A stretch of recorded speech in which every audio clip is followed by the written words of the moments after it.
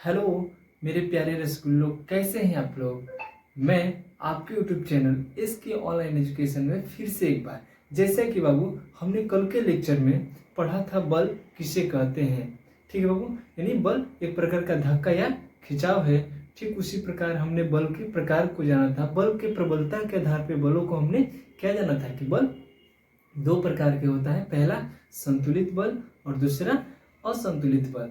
उसी प्रकार आज हम दूसरे लेक्चर में जानने वाले हैं गति के नियम, यानी बल तथा गति का जो चैप्टर है उसमें आज हम जानने वाले हैं क्या, न्यूटन के गति के नियम, न्यूटन्स लॉ ऑफ मोशन। तो बाबू सबसे पहले हम जानते हैं न्यूटन जी ने कितना नियम दिए थे, गति के 3 नियम दिए थे, जिन्होंने 1686 ईस्वी में क्या किया था, प्रतिपादित किया था। कितने में, 1686 ईस्वी में ये क्या किया था, सूत्र को प्रतिपादित किया था। ठीक है बाबू, किसने, न्यूटन जी ने 3 नियम दिया था। पहला दिया था गति का प्रथम नियम, जिसे जड़त्व का नियम भी कहते हैं। ठीक है बाबू, उसी प्रकार दूसरा था गति का द्वितीय नियम, जिसे हम संवेग का नियम कहते हैं बाबू। ठीक उसी प्रकार न्यूटन जी ने तीसरा नियम दिया था गति का, वो था मेरा क्या, गति का तृतीय नियम, जिसे हम क्रिया प्रतिक्रिया का नियम भी कहते हैं। यानी जड़त्व का नियम, संवेग का नियम, क्रिया प्रतिक्रिया का नियम, यानी लॉ ऑफ एक्शन रिएक्शन। ये क्या था, मेरा थर्ड लॉ था। और सेकेंड लॉ था क्या, मोमेंटम, यानी लॉ ऑफ मोमेंटम। जानेंगे न्यूटन जी के गति के प्रथम नियम को। तो ठीक है बाबू, गति के प्रथम नियम को आज हम जानेंगे। तो सबसे पहले आज हम जानेंगे गति के प्रथम नियम, यानी जिसे हम जड़त्व का नियम भी कहते हैं। इसको किसने दिया था, न्यूटन जी ने दिया था। इसे हम जड़त्व का नियम भी कहते हैं। प्रथम नियम को बाबू जड़त्व का नियम भी कहते हैं। तो इसमें न्यूटन जी ने कहा था कि यदि कोई वस्तु है, यदि कोई वस्तु विरामावस्था में है तो विरामावस्था में ही रहना चाहेगी। क्या है, विरामावस्था में ही रहेगी। और यदि वस्तु यानी गति की अवस्था में है तो हमेशा क्या, गति की अवस्था में ही रहना चाहेगी। क्या है, फर्स्ट नियम, यदि कोई वस्तु विरामावस्था में है तो वह विरामावस्था में ही रहेगी। और यदि गति की अवस्था में है तो गति की अवस्था में ही रहना चाहेगी, जब तक कि उस पर कोई बाहरी बल न लगाया जाए। वो वस्तु तब तक गति की अवस्था में रहेगी जब तक कि उस पर कोई बाहरी बल न लगाया जाए। तो बाबू गति का प्रथम नियम से हमें यह ज्ञात होता है, मान लेते हैं कोई वस्तु है, जब तक वो विरामावस्था में है तो विरामावस्था में ही रहेगी, और जब वो गति की स्थिति में है तो गति की ही स्थिति में रहेगी जब तक कि उस पर कोई बाहरी फोर्स न लगाया जाए। ये क्या था, न्यूटन जी के गति का प्रथम नियम था, जिसे हम क्या बोलते हैं, जड़त्व का नियम बोलते हैं। तो ठीक है वो, यहाँ से हमने आप लोगों को एग्जाम्पल दिया है क्या, कि कोई फुटबॉल है। क्या है, फुटबॉल है। पहले क्या है, पृथ्वी के तल से है, लगा हुआ है, यानी क्या है, मान लेते हैं बाबू।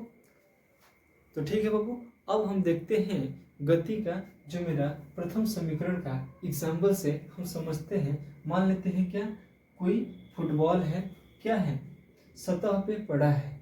क्या है, यहाँ फर्स्ट स्थिति में देखा जाए तो क्या है, सतह पे पड़ा है।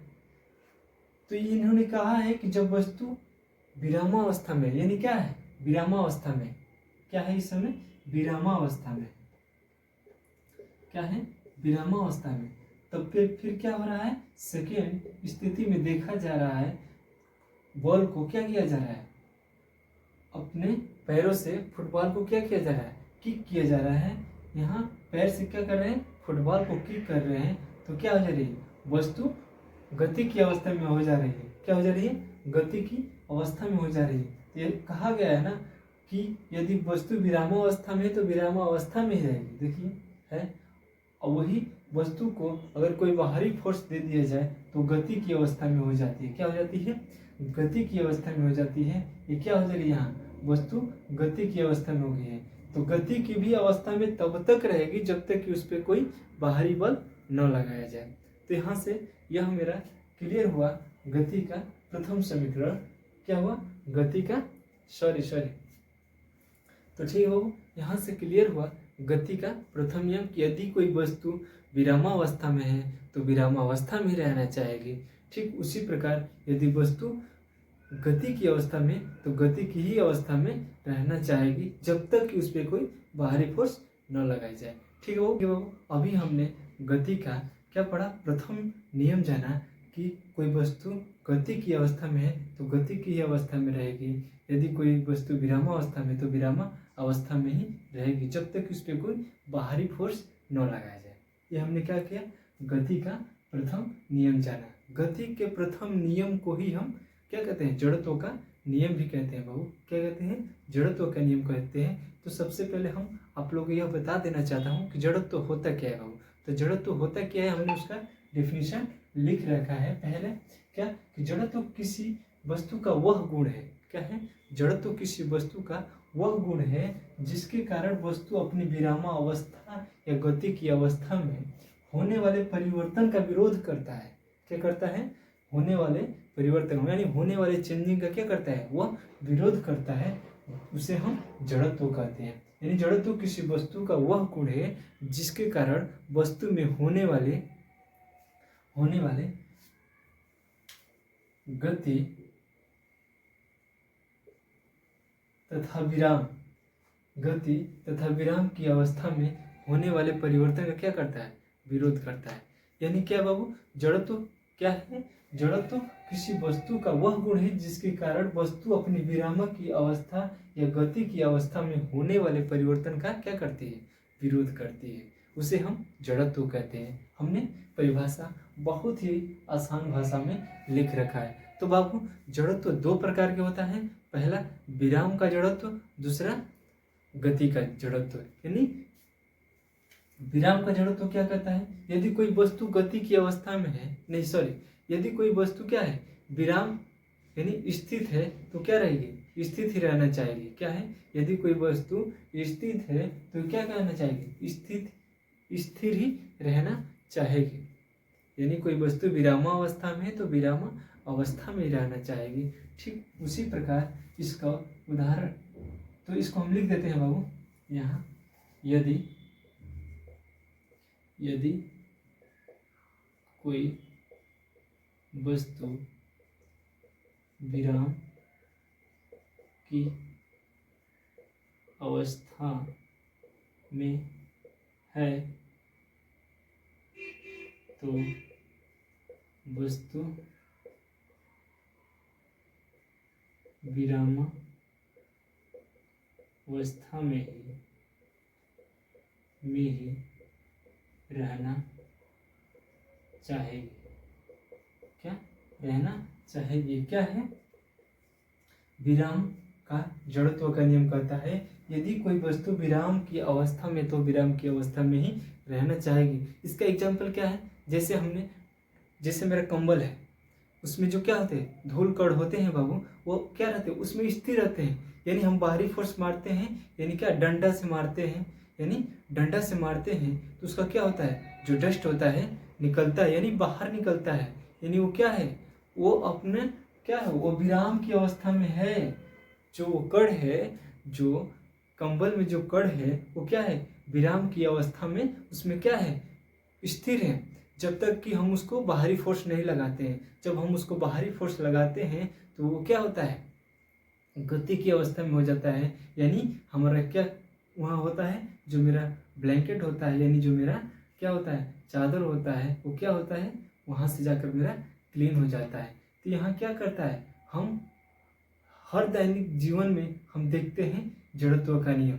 क्या देखते हैं? जड़त्व का नियम हम हर दैनिक जीवन में जानते हैं, बट जब तक हम पढ़ेंगे नहीं तब तक हम नहीं जानेंगे, क्योंकि हम हमेशा उस कार्य को कर रहे हैं। क्या है बाबू? हम उस कार्य को हमेशा कर रहे हैं बाबू। हमने हमेशा ब्लैंकेट को क्या किया है? साफ किया है।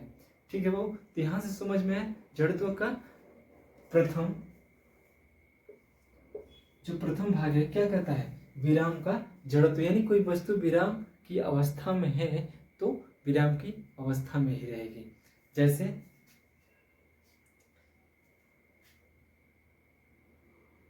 कंबल, कंबल से, जैसे कंबल में स्थिर, जैसे इसका एग्जांपल लिख देंगे, जैसे कंबल में स्थिर धूल को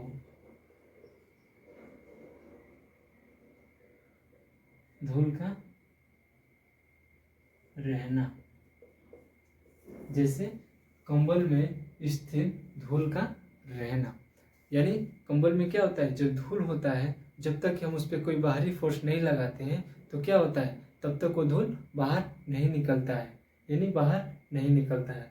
तो बाबू यहाँ से मेरा गति का प्रथम नियम यानी यही कहता है कि यदि कोई वस्तु विरामावस्था में तो क्या रहेगी, विरामावस्था में ही रहना चाहेगी, और कोई वस्तु गतिशील है तो गतिशील ही रहना चाहेगी जब तक कि उस पर कोई बाहरी फोर्स न लगाया जाए। अगर चल रही है तो हम बाहरी फोर्स लगाएंगे तो रुकेगी, अगर वस्तु विरामावस्था में है तो हम उसे धक्का देंगे यानी फोर्स देंगे तो क्या होगा, वस्तु गतिशील हो जाएगी। जब गतिशील हो जाएगी तो गतिशील ही रहना चाहेगी बाबू, जब तक उस पर कोई बाहरी फोर्स न लगाया जाए। ठीक है बाबू, तो इतना समझ में है। उसके बाद आता है गति का जड़त्व।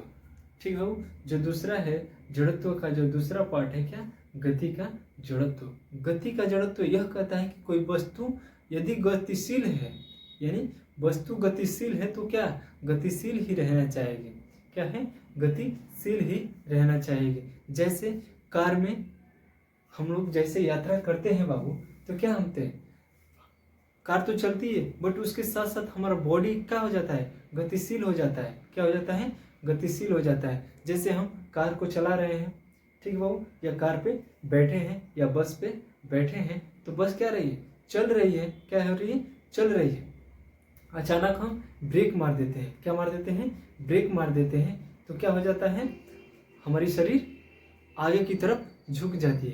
क्या होता है, आगे की तरफ झुक जाती है, और जो मेरा जो सीट जिस पे बैठे रहते हैं वो क्या रहता है, वो तो विरामावस्था में रहता है। क्या रहता है, जिस सीट पे हम बैठे रहते हैं वो तो विरामावस्था में रहता है, बट हमारी शरीर क्या रहती है, गतिशील रहती है।